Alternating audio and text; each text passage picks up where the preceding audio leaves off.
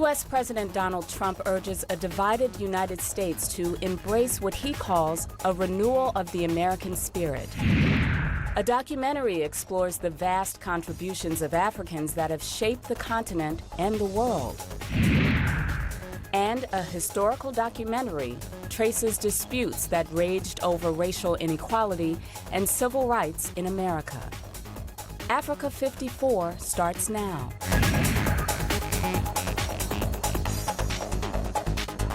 Good evening and welcome. I'm Vincent Makori. This is Africa 54. This evening we begin with U.S. President Donald Trump's Tuesday night address to a joint session of Congress, the nation and the world. Speaking in a more moderate tone, President Trump urged a divided United States to embrace what he called a renewal of the American spirit as he laid out his ambitious agenda to revitalize America's economy, tighten borders, boost military spending, and overhaul healthcare. VOA's national correspondent Jim Malone has more.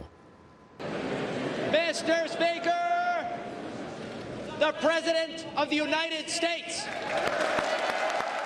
Donald Trump got a warm welcome from Republicans and a polite greeting from Democrats as he outlined his policy priorities, including his campaign promise to secure the U.S. border. We want all Americans to succeed. But that can't happen in an environment of lawless chaos. We must restore integrity and the rule of law at our borders. We will soon begin the construction of a great wall along our southern border. Trump said his agenda would herald what he called a new chapter of American greatness that would include tax reform, better trade deals for American workers, and repealing and replacing President Barack Obama's health care law. Obamacare is collapsing, and we must act decisively to protect all Americans. Trump vowed to keep America safe from terrorists, but also offered what he called direct, robust, and meaningful engagement with the world. America is willing to find new friends and to forge new partnerships where shared interests align. We want harmony and stability, not war and conflict.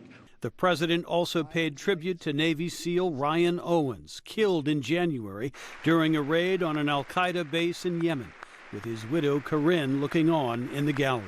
Ryan died as he lived, a warrior and a hero, battling against terrorism and securing our nation. Trump renewed his call for unity after a divisive election, and he urged Americans to think big. The time for small thinking is over. The time for trivial fights is behind us. We just need the courage to share the dreams that fill our hearts, the bravery to express the hopes that stir our souls, and the confidence to turn those hopes and those dreams into action. Former Kentucky Governor Steve Beshear gave the Democratic response, and he criticized Trump for his moves to undo Obamacare and restrict immigration. The president can and should enforce our immigration laws, but we can protect America without abandoning our principles and our moral obligation to help those fleeing war and terror, without tearing families apart, and without needlessly jeopardizing our military men and women fighting overseas. And now the hard work begins as Trump and members of Congress begin the task of trying to implement his ambitious agenda. While joining us now with more insight on President Trump's Tuesday night address is VOA national correspondent Jim Malone. Jim, welcome back, and Thank you, glad to have you with us. Now, what everybody's talking about is the tone. Yes. What was so different about President Trump's tone last night? We had a softer tone. We had someone who was a little more upbeat and optimistic, especially if you compare it with his inaugural address where he talked about American carnage. That was kind of a dark vision. So I think a lot of people now, supporters, critics, analysts, are all trying to figure out, is this tone here to stay? Have we seen the long-awaited presidential pivot by Donald Trump from a kind of rabble-rousing campaigner during the election campaign to a president now who wants to govern and be more bipartisan and more cooperative in outlook? But listening closely to the speech, you still got the sense that he still had the same kind of lines from the past where it creates the impression that he inherited a disaster and therefore, of course, said a few things that Democrats are not necessarily celebrating about. So was he really at all trying in any way to bridge this big divide? Yeah, that's the other question, I think, Vincent, is he just putting a gloss on what we see and have heard about as really a very nationalistic agenda, very focused on revitalizing the American economy, reasserting America's place in the world.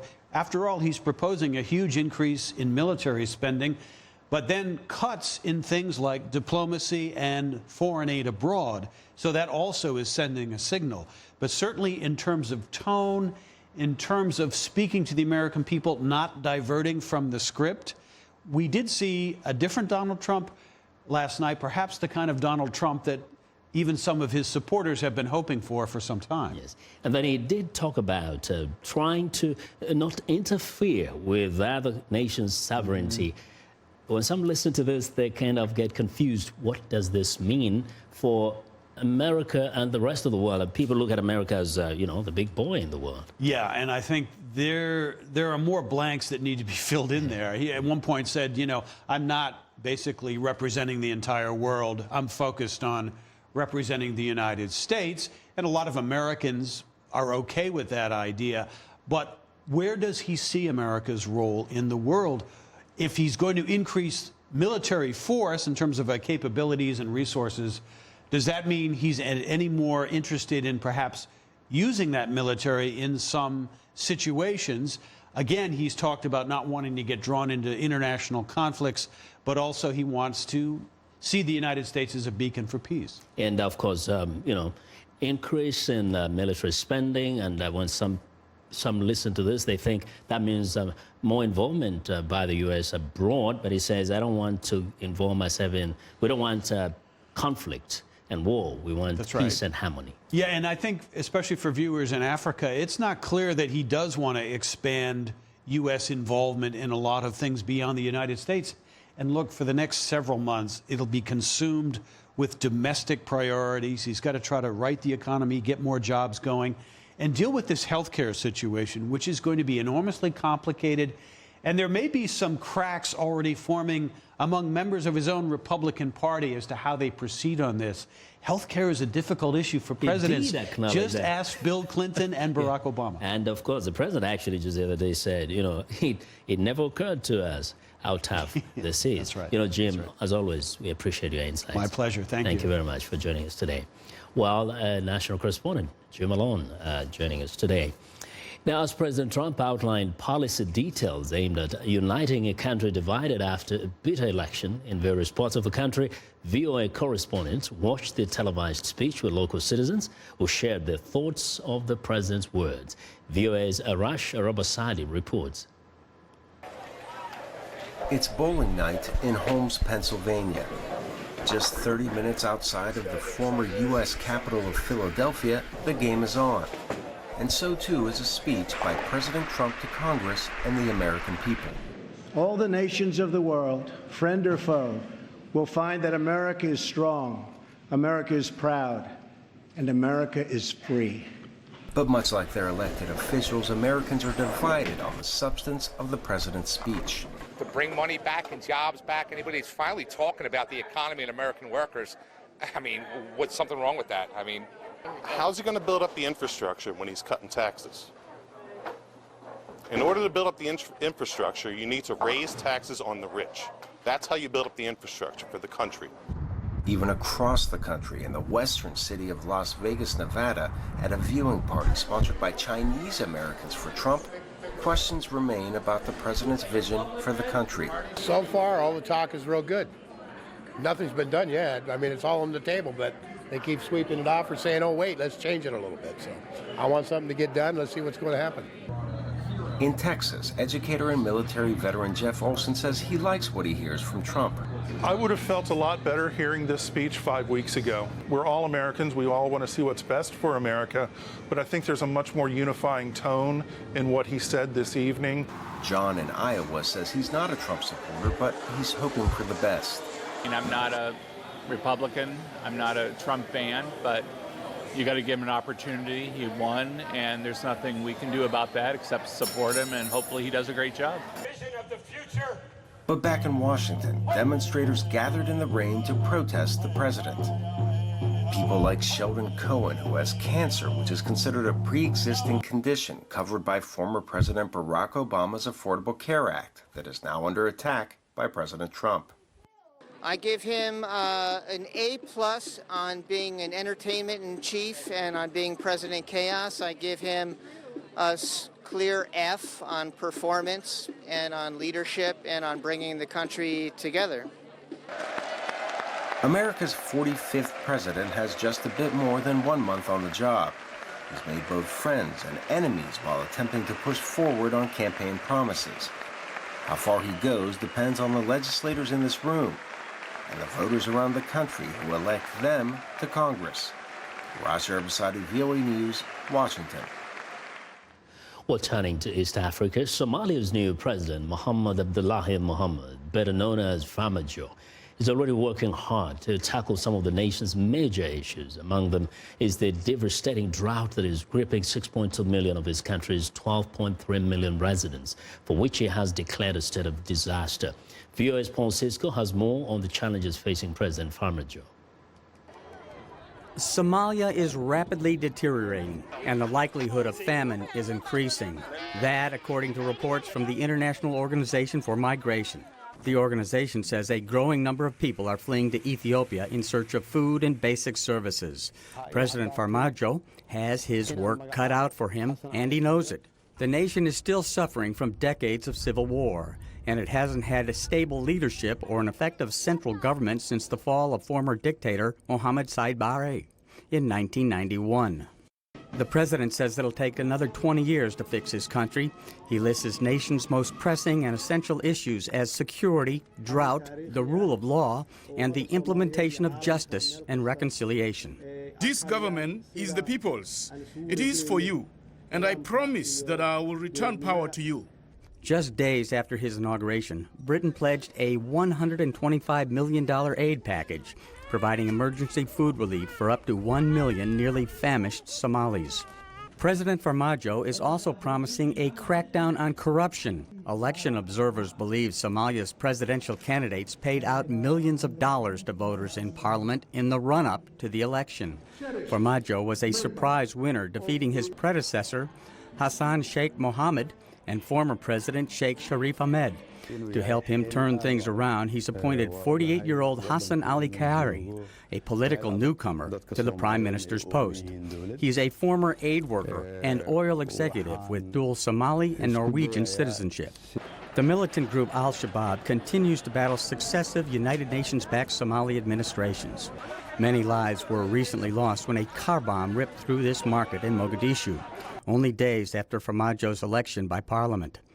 President Farmajo promises a much-needed rebuilding of the national army to meet the ongoing al-Shabaab terror threat. Political observers say that while drought exacerbates famine, it is armed conflict that prevents farmers from planting crops and tending to their livestock. Despite very real climate factors at play, famines are almost always the result of man-made conditions. The violence prevents aid from reaching the needy. In 2011, when the last famine struck Somalia, 260,000 people died. Paul Cisco, VOA News, Washington. Well, the South African kingdom of Lesotho has been hit by power struggles since a failed coup in June 2014. Now, political observers say the small landlocked country of 2 million people, which has been hit by several coups since independence from Britain in 1966, appears headed for a period of political instability. A motion of no confidence in the Prime Minister, Pakalita Mosisili, was introduced on Wednesday in Parliament and will be followed by a vote in the 120-member Assembly later in the week. The senior advisor to the Prime Minister says if Mosisili loses the vote, he is likely to call a snap election. 2 years ago, Mosisili's Democratic Congress ousted former Prime Minister Thomas Tabane's All Lesotho Congress by uniting with smaller parties. Now, Tabane's ABC party is leading a coalition of opposition parties to remove Mosisili. Well, we want to know what you think about Africa 54 and the stories we cover. Join the conversation on Facebook. The address is Africa 54. We're also streaming our show live on Facebook. So check us out and share our show with your friends. Also check out our headlines 24/7 on voaafrica.com. And you can find me on Twitter at VOA Vince Makori. Coming up, a historical documentary traces disputes that raged over racial inequality and civil rights in America. Stay with us.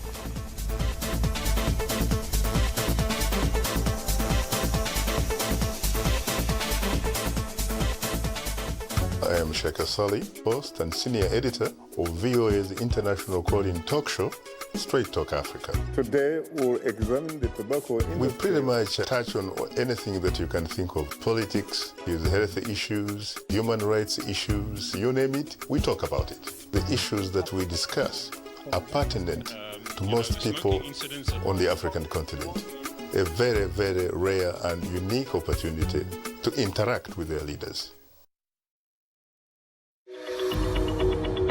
I'm Milar Sega. I'm the host of VOA's The Correspondents, a roundup of the world's top stories with analysis from our dedicated reporters.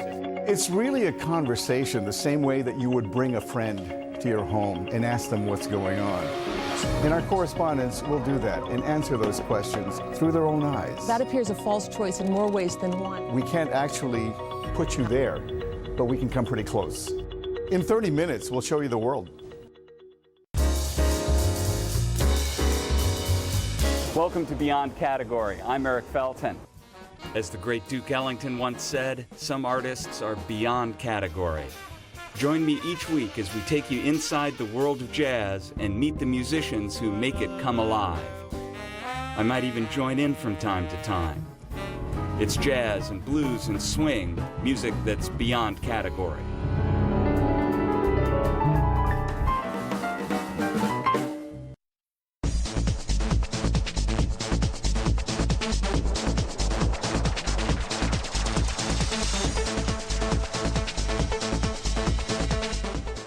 Welcome back. Now, today we are beginning a three-part series on a historical documentary called The Black Panthers, Vanguards of the Revolution. After the U.S. civil rights movement changed and a revolutionary counterculture emerged in the late 1960s, the documentary traces the disputes that raged over racial inequality and civil rights and the new political party that emerged. Here's VOA's Caroline Turner. The film explores the rise and fall of the Black Panther Party, one of the 20th century's most controversial organizations. The Panthers had their own distinctive urban style.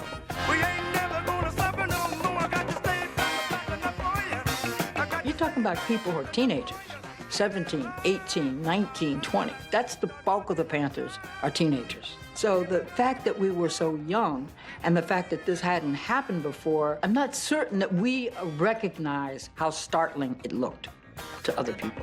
Filmmaker Stanley Nelson says the Black Panthers caught everyone's attention. Police brutality, unemployment, bad schools, all of those things they were talking about.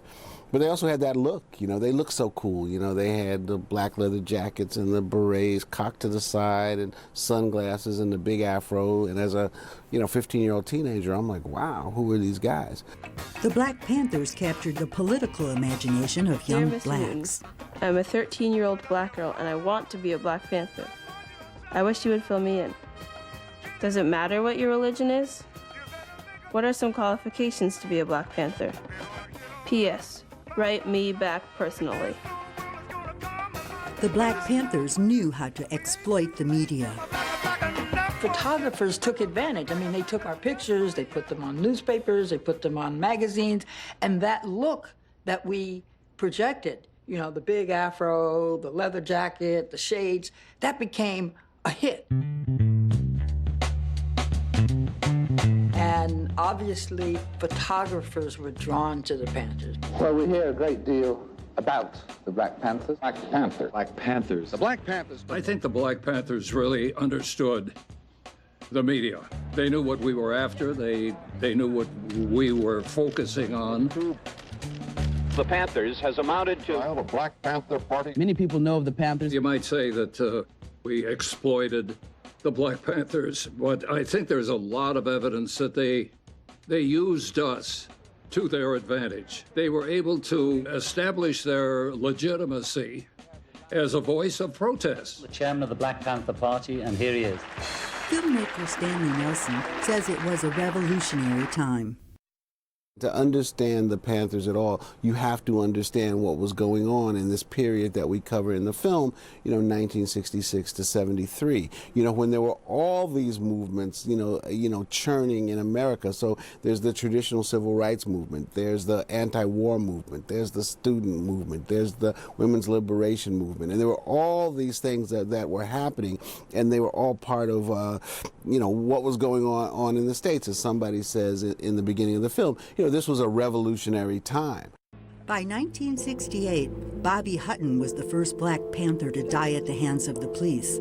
It was viewed as police brutality by Panther sympathizers. Shot down like a common animal, he died a warrior for Black liberation.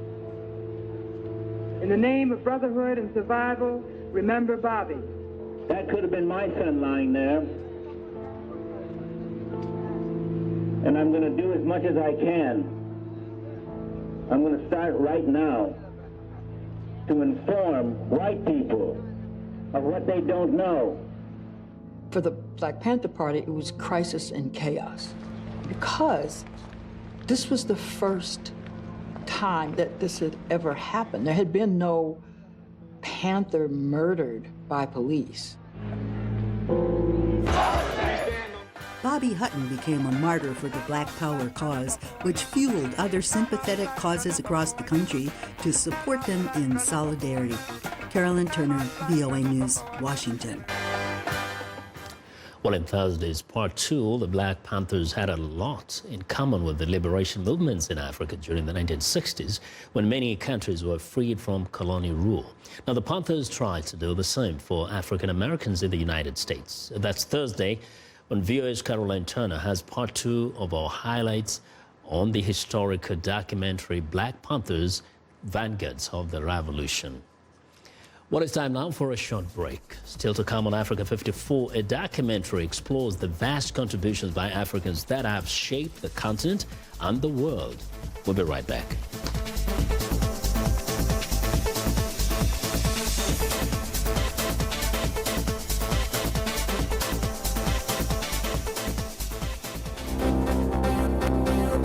If you've just joined us, I'm Mariama Diallo, and here is a quick recap of today's headlines.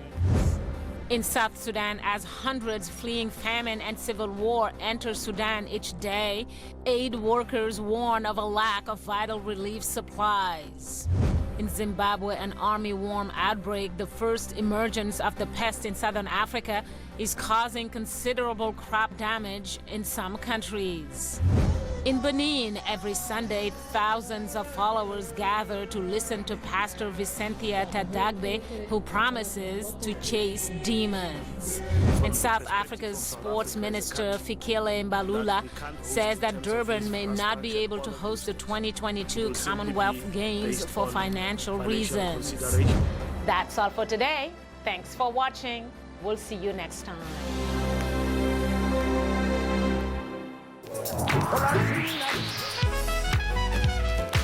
I wanted to present music and a side of American culture that is most important to me, that is a part of who I am. They're going to get some incredible performances. That's one of the things I love, bringing these artists in so you can get to see them do what they do. It's soul music, and that's what music is. It's that which comes from the soul.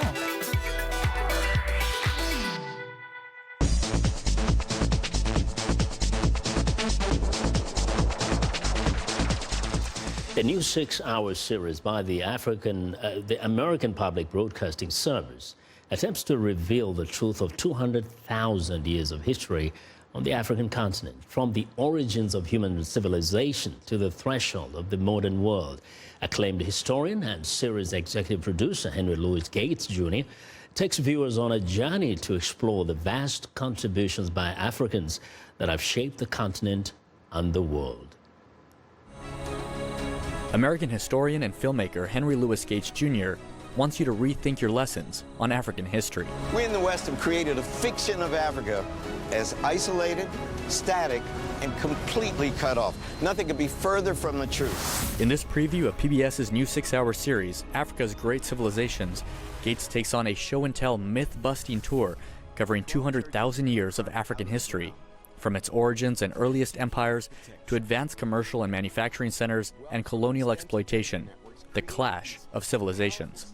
Those who attended a preview screening at New York's Council on Foreign Relations say the film sparks personal revelations that Western-centric history books sometimes fail to mention. My understanding was the reason that there was so little about Africa in history was that, there was nothing written, there was no records, it was all oral, it was, there weren't really these great civilizations anyway. And it's really interesting how people are now finding ways to shine a light on these things in ways that, qualify as history. In one episode, Gates takes us through the continent's empires of gold, bringing to life the economic prowess of the West African Mali Empire and its 14th century emperor. It's often claimed that Mansa Musa is the richest man who has ever lived. Most people's notion of Africa is much more recent. It's more about slavery and colonialism and some of the challenges that the continent has faced over the last several decades. But I think what the film does and what the series does is to connect today and where Africa is today with its past and its history. Appentang adds that for future African civilizations to prosper, human capital must be developed to its full potential. The whole world has a huge stake in Africa really being successful. A lot of the talent, I think, is going to be on the African continent. Ramon Taylor, VOA News, New York.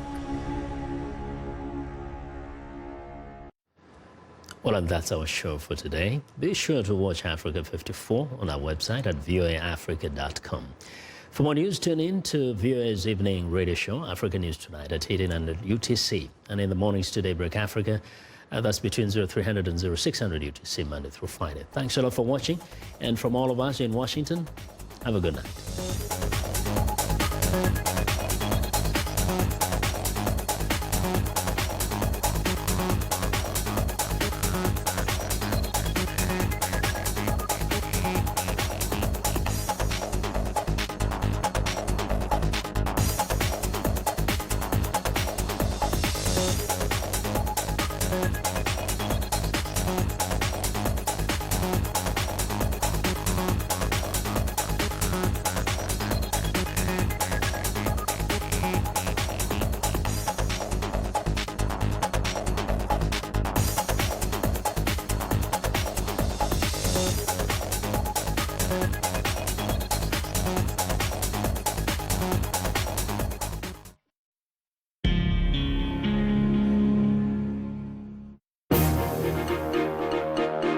Welcome to the Voice of America's Newswords.